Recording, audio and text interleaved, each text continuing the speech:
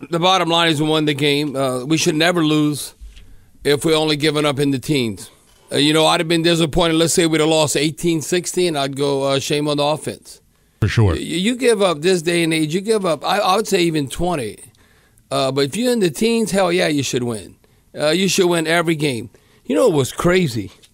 I don't know if I've ever witnessed this. The Titans didn't even convert a third down for 3 quarters.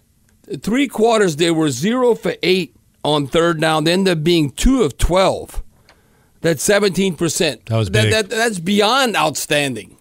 When you're trying to have sustained, drives, and if you're not converting on third down, that's why they only had 16 first downs. We ended up being +1 in the turnover margin. Now, Dennis Allen was to count that block punt. So you can almost say like a +2, and I say, well, you should never lose, but +1. The official NFL stats won't say +2, though. Yeah, Sorry, +1. Dennis. But we got to stay on that plus side. If we can continue to do that, you can't help but win and, bend but don't break, and you force in field goals, you should win. The game kind of played out like I thought it would.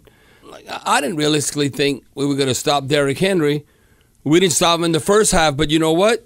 We stopped him in the second half. He had over 100 yards, total scrimmage yards in the first half. We only ended up with 119. And so overall, we made adjustments. We made adjustments, maybe tackling better. He had that one big, screen play because you don't consider him as a pass receiving running back. He ended up having 2 catches, 56 yards. But, it didn't surprise me. We couldn't run the ball. They had the number 1 run defense in the NFL, and we don't have – I think even with Alvin Kamara, we would not have been able to run the ball. We might have done a little better, but, average better than 2.6 yards. So instead of 69, we might have had, 89, something like that. I think the Titans are that good defensively. This could be the toughest run defense we're going to face all season. Now, I would expect us to run the ball better against Carolina on Monday night.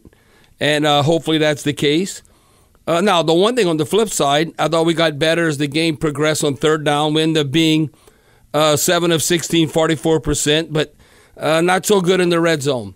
Again, they were 0 for 3, outstanding for our defense, but our offense was 1 of 4 in the red zone as far as 25%. So that's not so good. But the bottom line is I thought we did get passes defended. But when the ball hit our hands, you know what? We came up with some interceptions. Ryan Tannehill, they're going in a different direction than him in the future. He ended up having 3 interceptions, quarterback rating of right at, say, 29. No, you're not winning. Career low. You're not winning anything when that occurs. I thought Derek Carr got better. A quarterback rating, that's winning football, 96.1 quarterback rating. I know he did have the interception, had the touchdown. But, you have to look at how he distributed the ball. Always to talk about that with Drew Brees, at least 8, if not 10, 11 different receivers catching the ball. So, 1, 2, 3, 4, 5, 6, 7. So, around there, he's still spreading the ball around. Like Chris Olave, 10 targets with 8 receptions, 112 yards. I thought he was outstanding. Rashid Shaheed. Now, you have to look at, he started off the game not so hot. You can't fumble the opening kickoff. But they're really tackling. They don't tackle in practice anymore. They don't do that.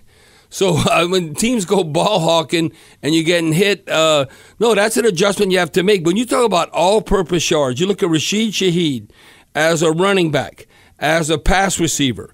He had 6 targets, 5 catches, 89 yards, an average right at 17.8. So that's 18 yards of reception and a touchdown. Outstanding.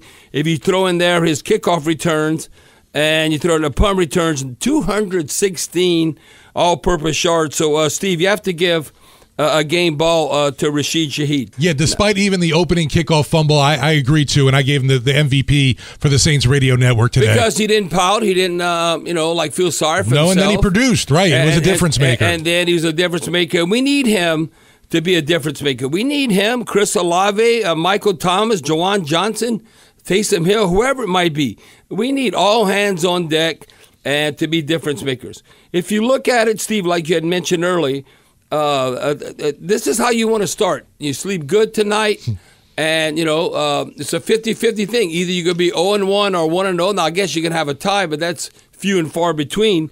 But now we've won our last 5 season openers, which is a franchise record. So, Steve, just a great start. Because, listen, I always say this.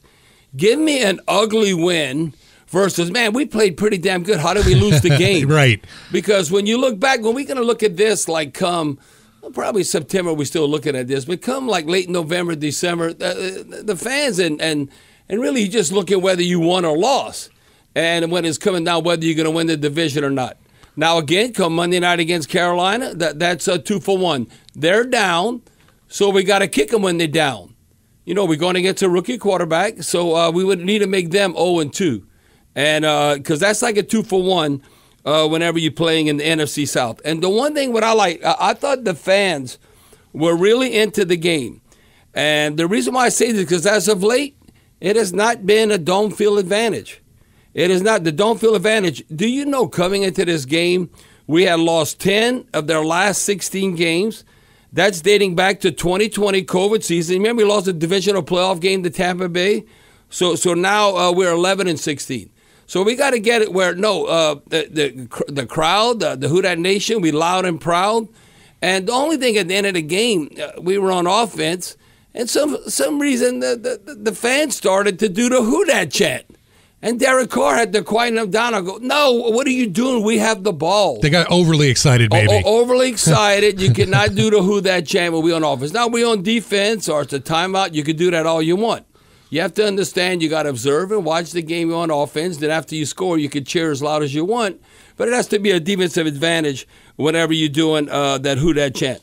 Now, looking at what we did defensively, I thought was outstanding. Guys that you'd expect to be outstanding were outstanding. Well, guess who led the team in tackles? Double D, Demario Davis. 10 total tackles, 9 solo. I don't think he's too old. That's kind of a tackling machine. When you look 9 unassisted, 10 total, he had a tackle for loss. Pete Werner. Pete Werner's a tackling machine. He had 8 total. He had a half a sack. He had a quarterback hurry. Marcus May, I know he's part of the Derrick Henry highlight reel with that stiff arm, but he ended up coming up with an interception and a pass defended. But these 3 guys, I thought if you look how they contributed, Cam Jordan, Carl Granderson, and Marshawn Lattimore. Cam ended up with a half a sack. He had a quarterback hurry, 2 pass defendants. That's important. He knows when to put up his hands and bat down the ball, the line of scrimmage. I thought, listen, that's why I said you might want Peyton Turner to play and contribute. But right now, he's not as good as Carl Granderson. No, he's part of the rotation. Carl Granderson, he ended up with 4 tackles, a sack and a half, 4 quarterback hurries. Yeah, exactly. Quarterback hits. Hello. 1 tackle for loss. Outstanding by Carl Granderson. Now, Lattimore, look, he came up with an interception. He probably should have had a couple of them, but 4 passes defended. So they wasn't necessarily going away from Lattimore. Paulson Adebo, I think overall, he ended up having an interception, a pass defended. That's what I was proud with our secondary, is that we were able to catch the ball. Like last year, we'd have had 1 interception instead of 3 interceptions. Right. We'd have had more passes defended. Hell with the pass defended. If we get our hands on the ball, we need to pick that son of a gun off. You look at special teams, always want to acknowledge them. Deshaun Jackson led the team with 2 assisted special teams tackles. Looking at Yadam, here's Isaac Yadam. He comes up big. He had a solo tackle. Taysom Hill, I'll tell you what, end up having a solo special teams tackle. How many quarterbacks could say they go down with the coverage units and they get a tackle? Well, that is Taysom Hill. Now, I thought, like, overall, D. Hopkins. That dude, like the last 2 games he's played against the Saints, he's had over 100 yards receiving. Well, today, only 65. And he was targeted double digits. He was targeted 13 times. He only had 7 catches, 65 yards. And they were trying to move him around. Lattimore was the only one guarding him. You had Adebo, you had Alontae Taylor. I thought for the first time being in the slot overall, Alontae Taylor ended up being outstanding considering his responsibility taking over for Bradley Roby. No, I just think it was an outstanding win. Now, we'd want it to be more comfortable, that we wouldn't have to sweat it out at the end, But like Dennis Allen said, you know what we did? We made big plays when we had to. When we had to make big plays, we made it.